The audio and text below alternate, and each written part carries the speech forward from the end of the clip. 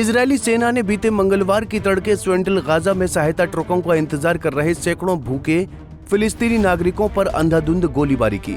Israel पर Hamas के हमले के बाद से लगभग तबाह हो चुके फिलिस्तीन के प्रमुख शहर गाजा पट्टी के चश्मदीदों ने बताया कि इजरायली सेना की तरफ से की गई इस अंधाधुंध गोलीबारी में कम से कम 25 फिलिस्तीनी नागरिक मारे गए हैं।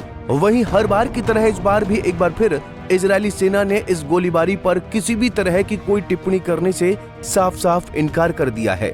गाजा पट्टी के मध्य में मौजूद नुसरत शरणार्थी शिविर में स्थित अल अवदा अस्पताल ने कहा है कि फिलिस्तीनी नागरिक वादी गाजा के दक्षिण में सलाह अल दीन रोड पर राहत ट्रकों का इंतजार कर रहे थे, जिनकी मौत हो गई है, उनको दफना दिया गया है। बाकी इस इजरायली गोलीबारी में घायल हुए फिलिस्तीनी नागरिकों को इसी अल अवदा अस्पताल में लाया गया है।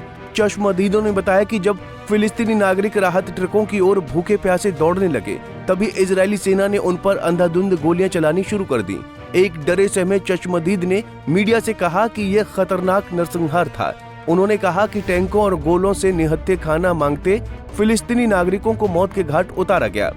एक दूसरे चश्मदीद ने बताया कि इजरायली सेना ने यह हमला फिलिस्तीनी नागरिकों पर ऐसा लगता है कि घात लगाकर किया है, क्योंकि हमला करने से पहले जहां पर भूखे प्यासे खाना मांगते फिलिस्तीनी नागरिक खड़े थे, ठीक उसके ऊपर इजरायल के जासूसी ड्रोन उड़ रहे थे। राहत ट्रकों को देख जैसे ही भूखे प्यासे फिलिस्तीनी उनकी ओर भागने लगे, तभी सामने से इजरायली सेना ने उनको मौत के घाट उतार दिया। इस नरसंहार से कम 25 फिलिस्तीनी नागरिकों की नाहक जान चली गई। अल अवदा अस्पताल ने बताया कि कम से कम इस इजरायली गोलीबारी में 146 फिलिस्तीनी नागरिक गंभीर रूप से घायल हो गए, जिनमें से 62 की हालत गंभीर है। गंभीर रूप से घायलों को दूसरे अस्पतालों में भिजवाया गया है।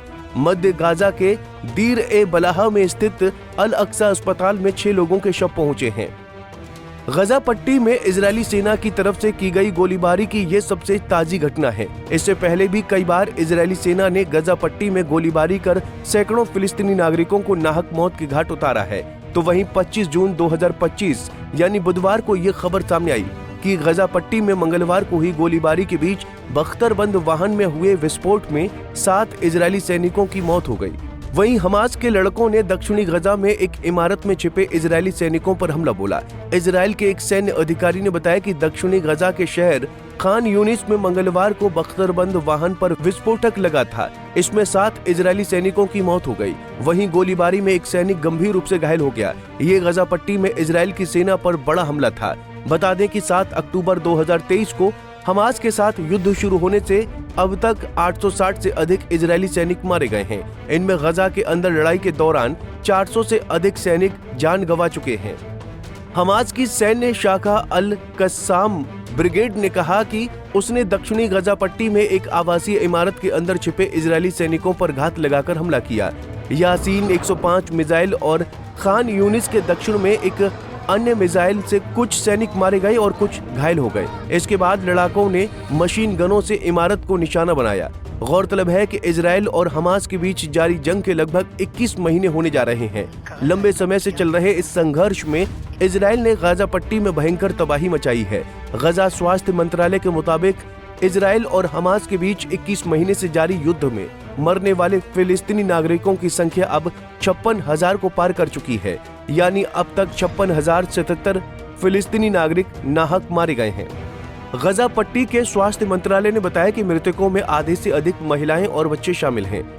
वहीं इजरायल ने दावा किया कि उसका निशाना सिर्फ हमास के आतंकियों पर होता है, लेकिन हमास नागरिक इलाकों में छिपकर हमला करते हैं, जिससे आम लोगों की जान जाती है। वहीं 2 महीने के युद्ध विराम के बाद मार्च से अब तक 5,759 लोग मारे जा चुके हैं, जबकि इजरायल का दावा है कि उसने 20,000 से ज्यादा हमास लड़ाकों को मार गिराया है। ये संघर्ष कब जाकर थमता है? इस सवाल का जवाब तो राष्ट्रों के सिद्धांत पर ही जाकर टिकता है, जिसे इजरायली प्रधानमंत्री बेंजामिन नेतन्याहू किसी भी सूरत में मानने को तैयार नहीं है।